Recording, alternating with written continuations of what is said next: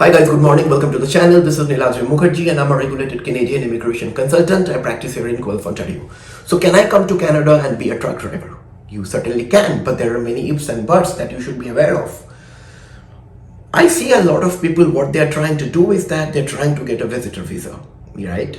They're trying to get a visitor visa. They're spending money on obviously getting that visa. They're spending money on air ticket.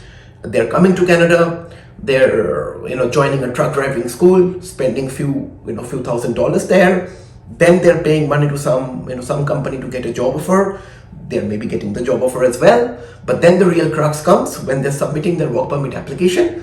That application gets refused. And I know of cases where people have submitted applications 2 or 3 times. All the applications got refused. So why? If you have a job, then why your work permit application is refused? This is for you to understand, so that before spending a dollar, by listening to this kind of stories, you should know how it really works.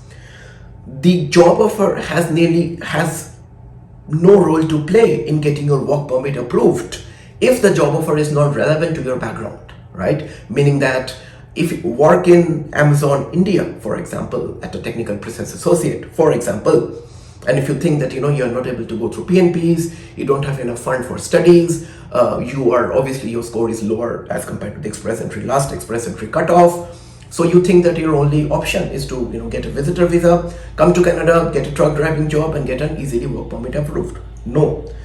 It is very important to understand that when an immigration officer reviews your work permit application, the work permit application is being reviewed by keeping in tandem with your previous qualification and your previous experience. So if you do not have a truck driving history in anywhere in the world, no matter how qualified you are, irrespective of your qualification, which really does not meet your experience, your work permit would be rejected.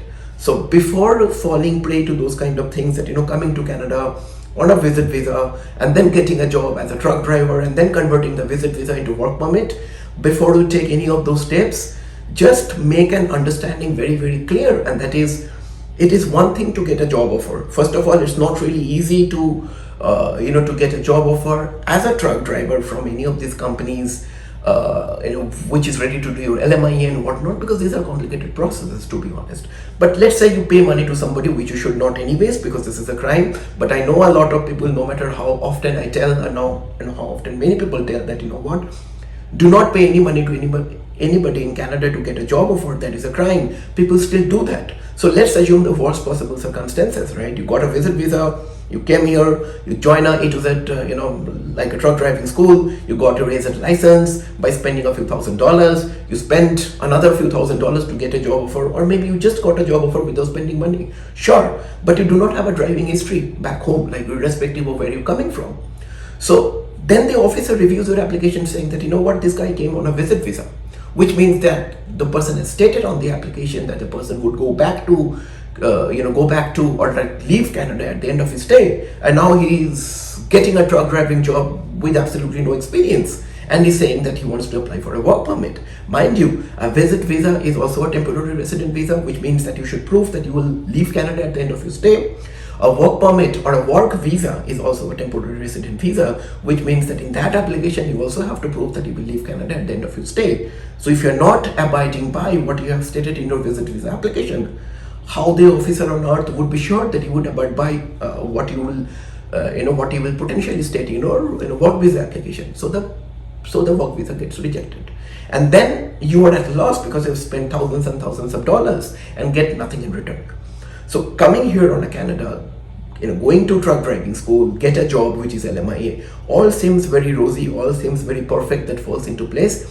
If you come here, practically speaking, it's not very easy. People coming into Ontario, they mostly go to Brampton, they have some kind of connections there, they pay money to people to get a job offer, and then the work permit gets refused and rejected. And then I have seen cases, as I've already said, many times you apply for that particular work permit, it will never be approved.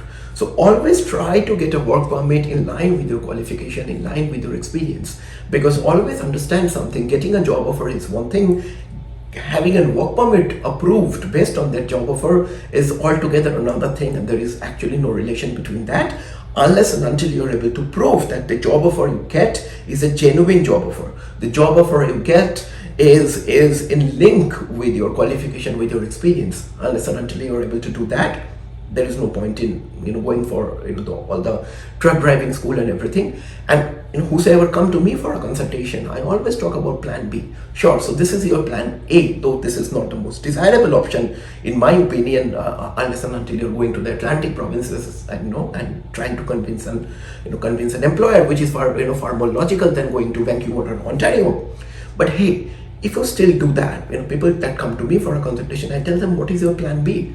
So always have that plan B in mind, because there is a possibility that the plan A fails. Then you should have a backup plan. Then you might also have a plan C in place. So do not venture into something. Do not spend money by listening to some random YouTube videos. Try to apply logic, and as I always said, go back and read the immigration law and the immigration regulations of Canada. If you're doing the applications on your own, if you're working with a licensed professional, make sure that the professional is qualified enough to give you impartial sort of an opinion, right? When people come to me for a consultation, I do not sell any of my services. I simply consult. I try to see what their situation is and try to give them a realistic kind of a solution. So if you need professional assistance with any of the services mentioned on my website or a consultation, come to me. If you think anybody is more reliable than me, go to them, talk to them. If you think if you can do it all by yourself, do that.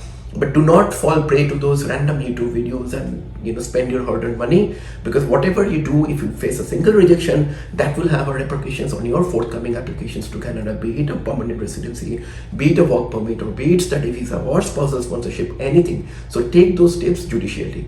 So this is my 2 cents. If you need my professional assistance, let me know. Contact at nuvonation.ca. Shall be more than happy to assist you. Thank you and stay safe. Bye.